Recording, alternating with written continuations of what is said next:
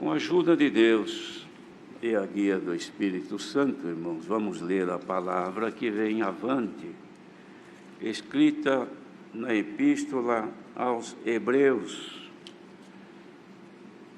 no capítulo número 10.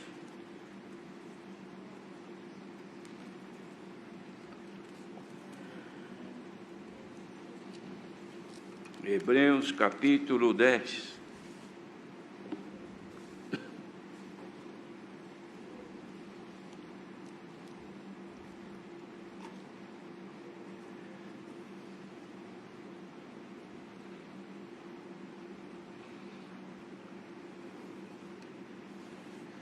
Nós vamos dar início na leitura a partir do versículo 19. Tendo, pois, irmãos, ousadia para entrar no santuário pelo sangue de Jesus, pelo novo e vivo caminho que Ele nos consagrou, pelo véu, isto é, pela sua carne, e tendo um grande sacerdote sobre a casa de Deus, cheguemo-nos com verdadeiro coração, em inteira certeza de fé, tendo os corações purificados da má consciência e o corpo lavado com água limpa, retenhamos firmes a confissão da nossa esperança, porque fiel é o que prometeu, e consideremo-nos uns aos outros para nos estimularmos à caridade e às boas obras, não deixando a nossa congregação, como é costume de alguns, antes admoestando-nos uns aos outros, e tanto mais quando vedes que se vai aproximando aquele dia. Porque se pecarmos voluntariamente, depois de termos recebido o conhecimento da verdade, já não resta mais sacrifício pelos pecados, mas uma certa expectação horrível de juízo e ardor de fogo, que há de devorar os adversários. Quebrantando alguém a lei de Moisés, morre sem misericórdia, só pela palavra de 2 ou 3 testemunhas.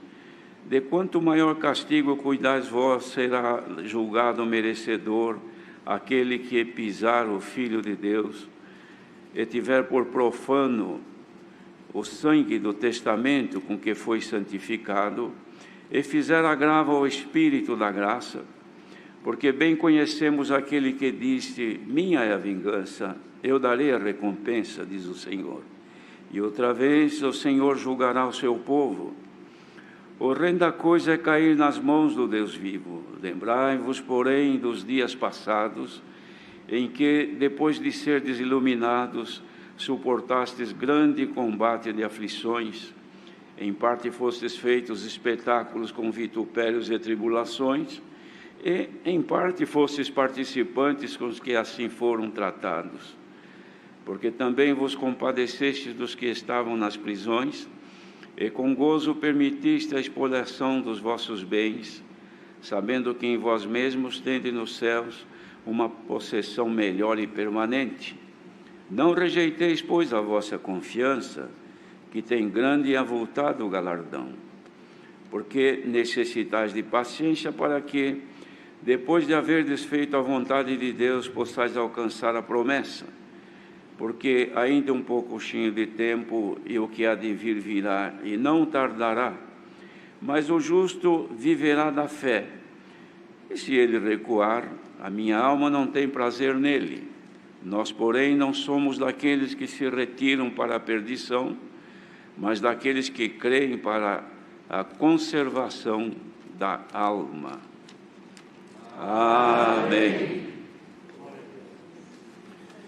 Aqui, queridos, o apóstolo faz aqui uma exortação sobre a perseverança na fé. No capítulo seguinte, ele traz então, reiterando a necessidade da fé, exemplos tirados do Antigo Testamento. Ele fez aqui uma relação grande de operações milagrosas que Deus fez com aqueles que pela fé creram no Senhor e foram então bem-sucedidos na esperança, cuja esperança nós temos alcançado, irmãos, quando cremos no Senhor, e por esta esperança nós estamos batalhando pela fé até neste dia presente. apóstolo vinha dando um esclarecimento aos hebreus, e hebreus estavam espalhados por todo o mundo, não só judeus, como outros, mesmo não sendo judeus, mas conservavam e seguiam a lei de Moisés por todo o mundo. E de fato, irmãos, quando ele faz aqui referência, dizendo: lembrai-vos, porém, isso aqui no versículo 32, dos dias passados em que, depois de serdes iluminados, suportaste grande combate de aflições, tendo sido espetáculos com vitupérios e tribulações, e muitos foram participantes com os que assim foram tratados.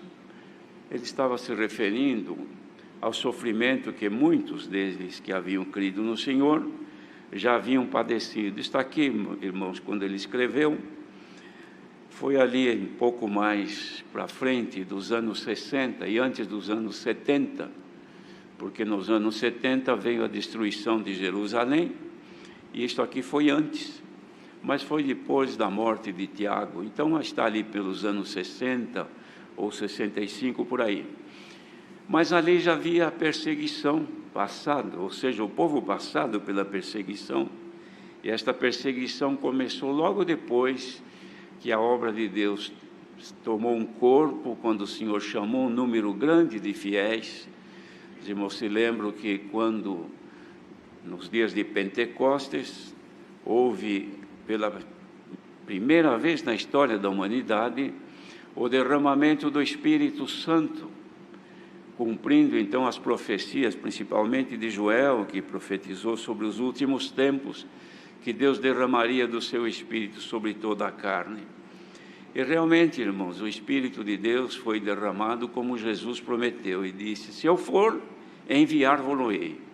De fato, ele foi e enviou. E ali, irmãos, creram um grande número de pessoas, cerca de 3.000 foram batizados naqueles dias. Mas não eram só ali de Jerusalém, era de todo o mundo antigo, que viajavam porque era tempo de festa, e era uma festa universal para os que cumpriam a lei de Moisés, principalmente judeus, que estavam ali em Jerusalém, onde eles faziam a festa da Páscoa.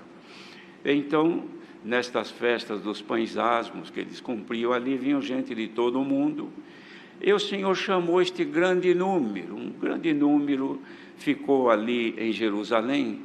Os irmãos vejam que só deles ali que reuniram no dia de Pentecostes estava cerca de 120 pessoas, mais ou menos. Então já haviam crido um bom número, em pouco mais de 40 dias que o Evangelho estava anunciado. O Senhor Jesus deixou e os discípulos continuaram ali escondidos, porque estavam perseguidos já pelo povo de Jerusalém. Mas esses que creram e se espalharam pelo mundo, levaram o Evangelho consigo. E para onde foram, a graça de Deus foi crescendo, mas não faltou então a perseguição.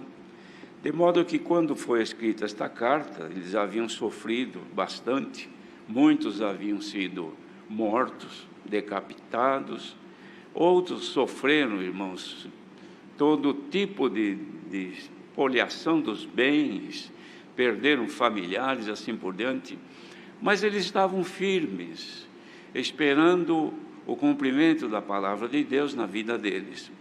E agora então o apóstolo escreve esta carta dirigida a estes irmãos por todo o lugar onde fosse possível chegar, exortando a perseverança na fé, porque ele havia escrito um pouco antes aqui, ou melhor, finalizando o primeiro parágrafo deste capítulo 10, ele havia escrito assim, que Deus prometeu aos que crescem em Jesus Cristo e fossem batizados, dizendo assim: jamais me lembrarei de seus pecados e de suas iniquidades. Então dizia: onde há remissão destes, não há mais oblação pelo pecado. Então o apóstolo dizia que, havendo sido remido já do pecado, o crente que o Senhor chamou, creu e foi batizado, agora restava somente permanecer na fé, que era o objetivo desta carta e que o Senhor nos manda aqui hoje. a permanecermos firmes na esperança que o Senhor, pela fé, colocou em nossos corações.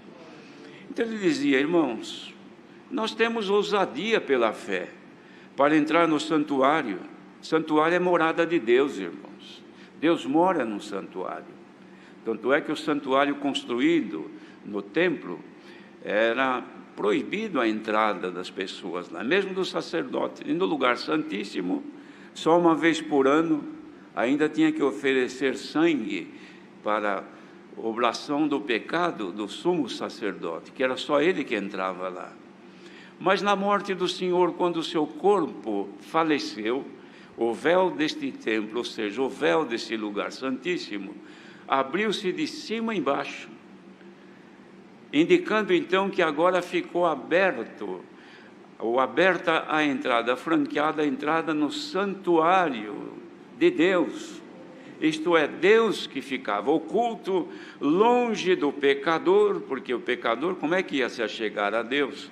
A lei mostrava o pecado, mas não dava força e poder para se libertar dele. Mas agora em Cristo veio o poder que libertou-nos do pecado e também nos deu poder para vencê-lo quando ele voltasse a nos atingir. Porque vivemos num mundo, irmãos, onde está o pecado em abundância. Por isso disse Paulo: onde abundou o pecado, superabundou a graça. E nós estamos neste mundo onde abunda o pecado, mas pela misericórdia de Deus em nós está o poder para resistir ao pecado e resistir à tentação. Então, para nós é franqueada esta liberdade de, pela fé, entrar nos santuários, ou seja, pelo sangue de Jesus, pelo novo e vivo caminho. Vede, irmãos, que é um caminho vivo, caminho de vida.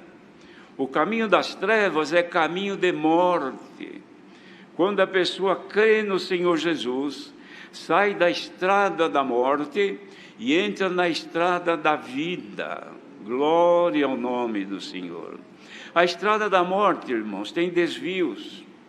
As pessoas caminham e desviam para o lado que quiser, porque não há limites.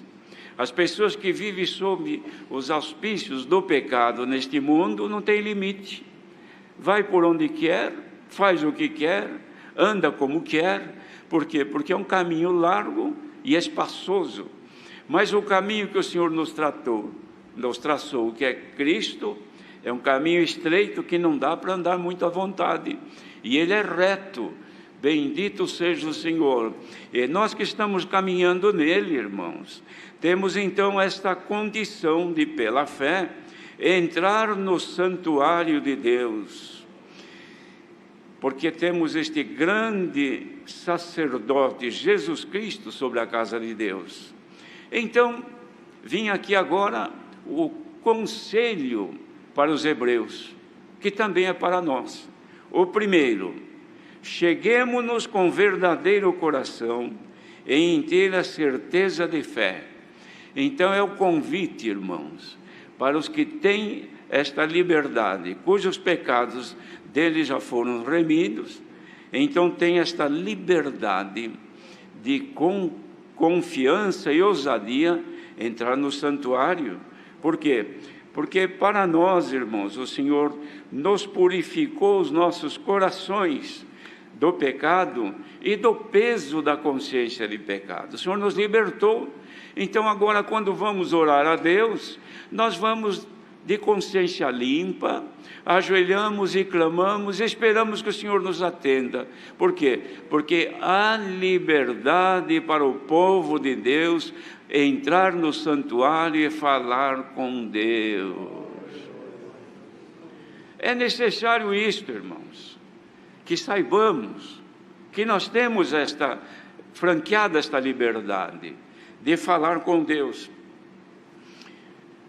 Então dizia as condições para nós nos achegarmos a Deus: um coração em inteira certeza de fé, crendo que Deus nos ouve, crendo que o Senhor atende a nossa súplica, que Ele ouve. Muitas vezes nem chegamos a falar com Deus, pensamos, meditamos em alguma coisa, como agora mesmo, hoje, pode ser que a gente tenha meditado em alguma coisa e ouvindo a palavra, o Senhor responde até ao nosso pensamento.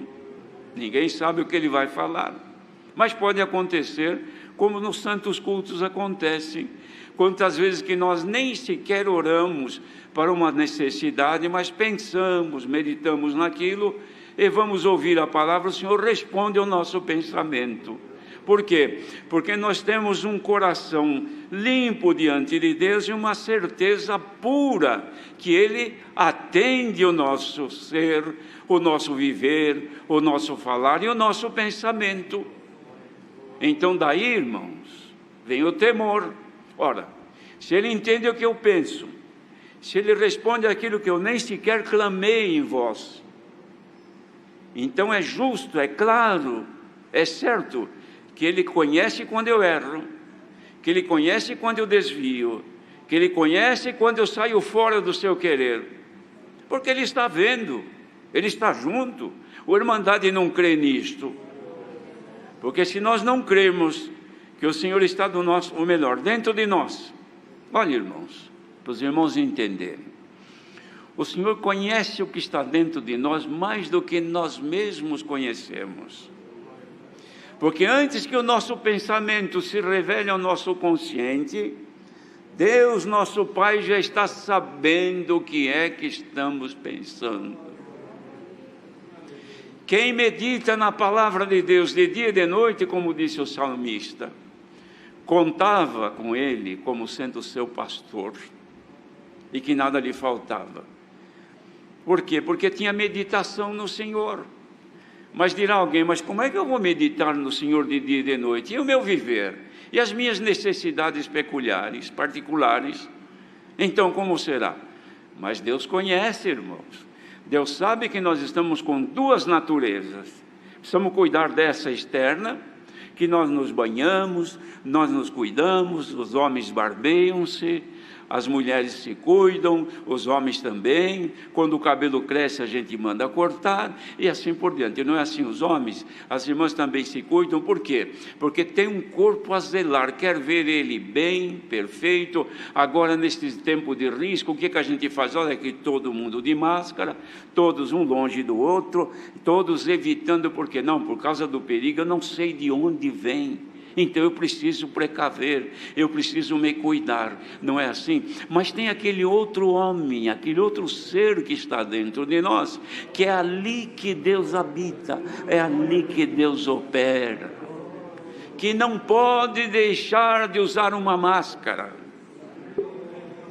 para não se contaminar, porque assim como cresce, irmãos, o contágio hoje físico, porque ainda que sejam seres vivos que não se pode ver com os olhos, os vírus, mas são seres viventes e que nos atinge qualquer pessoa. Também existem aqueles que nós não sabemos por onde vêm, que podem vir pelos nossos olhos, pelos nossos ouvidos, pelos nossos sentimentos. E vindo, também pode nos contagiar, e nos contagiando, pode nos fazer enfermar, e ficando doente, depende do nível da enfermidade, pode levar à morte. Então ninguém deve ter esquecimento em si, de que dentro de si mora nosso Deus, e que tudo vê, que sabe que nós somos frágeis, que somos imperfeitos, e a misericórdia triunfa do juízo, ou seja, a hora dele executar o juízo em nós, a sua misericórdia se manifesta e vê tão pobres humanos que somos. Então o que ele faz? Antes de nos condenar e nos levar ao sofrimento, manda a palavra e avisa. E se não der tempo de mandar a palavra ouvindo, mas ele arranca de dentro de nós aquele pedacinho que está guardado e revela na consciência aquele capítulo, aquela pregação, e a pessoa, meu Deus, tem piedade. E muitas vezes clamamos pelo sangue do Senhor Jesus. Por quê? Porque o Senhor me lembrou que se eu cair neste erro, então ele vai se distanciar de mim. É assim que os irmãos vivem? Se não for assim, a coisa está ruim. Mas se for desse jeito, é assim que nós vivemos diante de Deus, em constante comunhão. Entramos no santuário de vez em quando e vamos perguntar o que o Senhor quer de nós. Senhor, faça-me saber a tua vontade. Bendito seja o Senhor. Então está aqui a palavra, irmãos. Retenhamos firmes a confissão da nossa esperança, porque fiel é o que prometeu. Irmãos, a esperança nossa é viva, porque o caminho é vivo, e o que prometeu é fiel. Ele não vai malograr a vida de ninguém. Aquele que espera nele não fica confundido e nem envergonhado. E depois então vinham as recomendações: reter firme a confissão da esperança, considerar uns aos outros, para nos estimularmos à caridade e às boas obras. Irmãos, considerar é honrar um ao outro, respeitar um ao outro, amar um ao outro. Faz com que a caridade em nós, ela vai se multiplicando, vai fazendo ela ser estimulada. E quando há estímulo da caridade e do amor, irmãos, então aparecem em nós as boas obras. Boas obras, não é com boas obras que se vai agradar a Deus, mas através da fé e do amor. As boas obras são agradáveis a Deus, porque se boas obras materiais fossem agradáveis a Deus, então a pessoa faz tudo o que Deus condena pela palavra, e depois vai e faz um sacrifício, faz aí alguma obra, uma doação, um atendimento, pronto, já fiz uma recompensa e já estou coberto por boas obras. Mas não são estas boas obras, são as boas obras como frutos da fé perfeita em Jesus Cristo. É por ela que temos as boas obras agradáveis a Deus. E depois não deixar a nossa congregação, como alguns já estavam acostumados. Não é deixar de congregar na sua comum congregação, porque agora também nem estamos podendo, mas é a comunhão, irmãos. A congregação não é o templo, não é o lugar, não é o prédio. A congregação não é só o nome da congregação cristã no Brasil. A congregação é o conjunto de fiéis. Esta é a congregação. O Senhor Deus chamava, pelos profetas, chamava a congregação de Israel, era o povo reunido, o povo unido. Nós não unimos fisicamente, mas no Espírito. É a congregação dos fiéis que louvam a Deus, como agora, multidão, não sei quantos mil, milhares, sei lá, que estão ouvindo, deverão estar ouvindo a palavra agora. É a congregação reunida, não está fisicamente, mas na comunhão, ouvindo e estimulando todos o mesmo amor, e vindo a nós as mesmas boas obras. Porque, irmãos, o apóstolo dizia: tanto mais quando vendes que esses dias vão se aproximando. E depois então ele vinha a explicar o risco daqueles que pecavam por boa vontade, ou seja, tinha boa vontade de fazer o mal. Pessoa que tinha desejo de praticar o mal, praticava o mal, irmãos, conscientemente. Então, voluntariamente pecando, estes, depois de terem conhecido a palavra de Deus e sido libertos, foram perdoados os seus pecados, então não resta outra coisa senão uma expectação horrível de juízo. A consciência pesa, a pessoa fica ali sofrendo aquela acusação, porque pecou, querendo, sabendo que ia desagradar a Deus, e o fez. Este sofre depois. Porque, irmãos, a desobediência da lei de Moisés levava a pessoa à morte. A desobediência a Deus, na graça do Filho de Deus, pode levar a pessoa à morte, enquanto não chegar a misericórdia, como agora está chegando. Glória ao nome do Senhor. Porque se não houvesse misericórdia de Deus, ninguém permanecia nesta bendita graça. E assim, irmãos, quantas coisas ele explicou sobre aqueles que se afastam de Deus. Mas depois, irmãos, ele exortava então os irmãos para não vir a menos, por conta dos que haviam sofrido pela perda de entes queridos, sofrido perseguições, prisões, condenações injustas. Irmãos, precisaram se esconder em cavernas, foram presos, maltratados e assim por diante. Então ele exortava para ninguém vir a menos por causa disso, e não rejeitar a confiança, porque o galardão era enorme, o galardão era muito grande. Quem perder a confiança, irmãos, perde o prêmio. Galardão é prêmio, ninguém gosta de perder um prêmio depois que já está designado a recebê-lo. Os irmãos imaginam que tristeza uma pessoa que foi avisada: olha, você foi premiado nisto, você foi premiado naquilo, naquele concurso, naquilo, você foi premiado, teu nome saiu lá numa lista, e de repente a pessoa perdeu o prazo, esqueceu, quando volta, olha, você chegou tarde, outro já levou no teu lugar, porque você não apareceu, você não contestou, então agora você já não tem mais direito. Irmãos, quem rejeita esta confiança da esperança da vida eterna, irmãos, perde o grande e avultado galardão. Que nós queremos crer que quem está ouvindo a palavra agora, perdendo alguns minutos da sua vida, porque para muitos é uma perda de tempo, mas para aqueles que estão empregando o tempo da sua vida, irmãos, o galardão não há como medir. Qualquer meio de medir valores não mede o tamanho do prêmio que nós vamos ter quando o Senhor nos levar para a sua glória. Então dizia assim: para tudo isso vocês precisam de paciência. E é isto que o Senhor nos recomenda, irmãos. Paciência. Na paciência possuireis as vossas almas. Ou seja, a vida da pessoa, ela está ligada com a paciência. Paciência em suportar, paciência em esperar, paciência em se conter, paciência em viver. Que Deus nos dê hoje, irmãos, como foi pedido antes da oração, que o Senhor nos dispensasse algum dom. Quem sabe o Senhor resolva, pela nossa dedicação, nos dar um pouquinho mais do dom da paciência, até para ouvir essa palavra. Porque pode ser que alguns por esse mundo afora, mesmo aqui, não sei, que já fica preocupado, mas não vai parar. Já passou das 7 horas, mais de 1 hora o culto, e o irmão não vai parar de ficar falando. Precisa de paciência. O povo precisa de paciência para ouvir a palavra, paciência para esperar no Senhor, paciência com a esposa, paciência com o esposo, paciência com os filhos, paciência com os pais.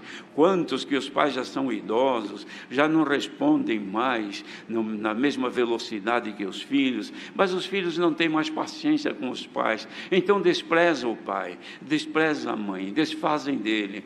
Quantas vezes se vê pessoas andando com idosos, ele já não tem mais aquela paciência, anda depressa arrastando o pobre do idoso que vai tropeçando porque não tem mais vigor. Outros andando com o pai, com a mãe, o pai fala alguma coisa, já a segunda vez que pergunta, então o filho reage com uma dura resposta, porque não tem mais paciência. Quantos que não tem mais paciência para orar, não tem mais paciência para cantar, não tem mais paciência para ficar 1h30 num culto, e no culto fica incomodado, o banco parece que está sentado num monte de pedras, e aquilo incomoda tanto. Por quê? Porque não tem mais paciência. Irmãos, se o povo tivesse agora pelo menos predisposição para receber algum dom, quem sabe Deus dispensasse dos céus um pouco de paciência, paciência nesta pandemia. Glória ao nome do Senhor. Porque necessitais de paciência, para que depois de haverdes feito a vontade de Deus, possais alcançar a promessa, irmãos. Nós só vivemos de promessa.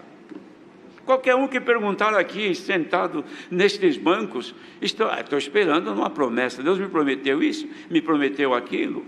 É que também nós prometemos, irmãos, mas somos tratantes, descumpridores de tratos e de promessas. Senhor, eu prometo de ser fiel até o fim. É um engano, daqui a pouco já estou sendo infiel, quebrei a promessa.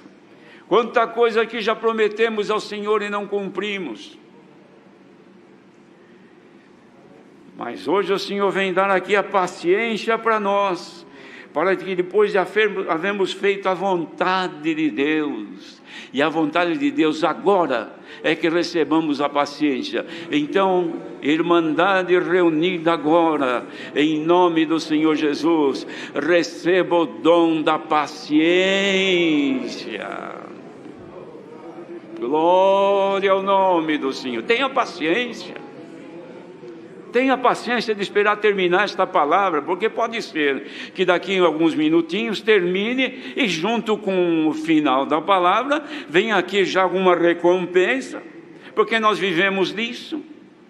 Nós somos exímios cobradores, somos tratantes, mas para cobrar nós nos damos sossego ao Senhor. Senhor, e aquela promessa? E aquilo que o Senhor falou? E aquela palavra? Senhor, e aquilo? E mais aquilo, e mais aquilo. E o Senhor não está cobrando nada, está dizendo: eu quero te dar paciência. Por quê? Porque temos que entender isso. Ainda um pouquinho de tempo, e o que há de vir virá, e não tardará. Mas aqui o Senhor fala que o que há de vir virá e não tardará. Não é somente sofrimento, angústias, dores e as tribulações do tempo presente que Jesus anunciou, irmãos. O princípio de dores são 3 situações que o Senhor Jesus deixou bem claro aos discípulos. Falou do princípio de dores, falou da volta dele, e falou depois, irmãos, da nossa confiança em esperar e ser fiéis, vigiar. Fez vários exemplos de vigilância. Fez exemplo de vigilância das 10 virgens, dos 2 servos. Bendito seja o Senhor, que um era prudente e o outro não era prudente. Por quê? Porque o Senhor sempre esperou de nós uma reação. Olha, irmãos, nós percebemos que está havendo um enfraquecimento espiritual em muitos, mas hoje o Senhor, por esta palavra, me dá a liberdade de falar claramente. Haja em nós uma reconsideração dos tempos que nós já perdemos, em buscar ao Senhor, em clamar, em procurar receber mais dons de Deus para agradar-lhe melhor. E Ele nos dá a paciência. Com a paciência nós vamos possuir a nossa vida. Com a nossa paciência nós vamos agradar a Deus, queridos irmãos. Mas então ele dizia que o que há de vir virá e não tardará. Pode ser o sofrimento deste peregrinar, mas pode vir também alguma alegria, algum prazer, alguma felicidade, porque não é só de dor, de angústia e de tristeza que nós vivemos, mas vivemos um pouco da alegria de servir a Deus. Então, se o povo tiver prazer de servir a Deus, quem sabe, irmãos, como foi pedido na oração, quem sabe o Senhor dispense um pouquinho da alegria do Espírito Santo e venha recompensar como um prêmio para quem está chorando. Tu, irmão, irmã, que estás aí, vós que estáis por aí chorando, angustiados, gemendo pelas dores do que vem sucedendo nestes dias, receba pela vossa comunhão um pouco de alegria no Espírito. Se você não canta mais, mas cante no Espírito. Se você não tem prazer mais neste mundo por tudo que vê, receba agora um pouco de prazer de servir a Deus.